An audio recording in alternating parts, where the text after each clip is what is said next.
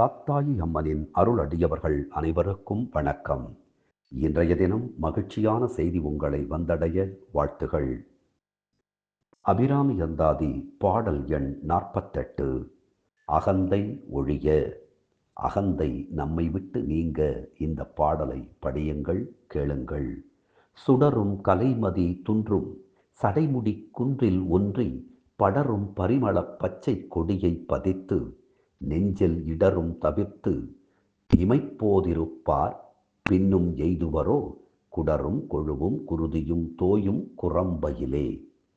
ஒளிரக்கூடிய பிறைமதியை அணிந்து சடைமுடியை சிவனாகிய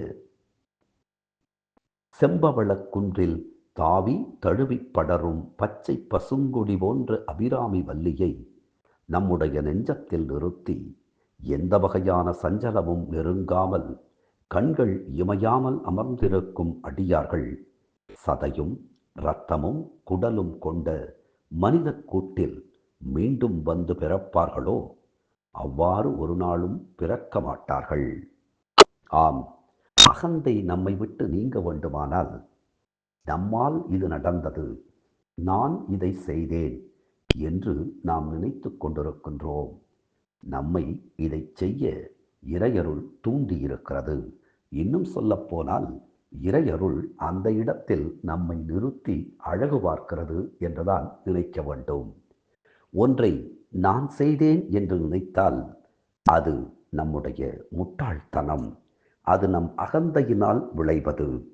இவையெல்லாம் எனக்கு கொடுக்கப்பட்டிருக்கிறது, இந்த இடத்தில் என்னை நிறுத்தி வைத்திருக்கிறது என்று நினைத்தால் நம்முடைய அகந்தை தானாகவே விலகிவிடும். அகந்தை விலகினால் அங்கே வெற்றி கைகூடும்.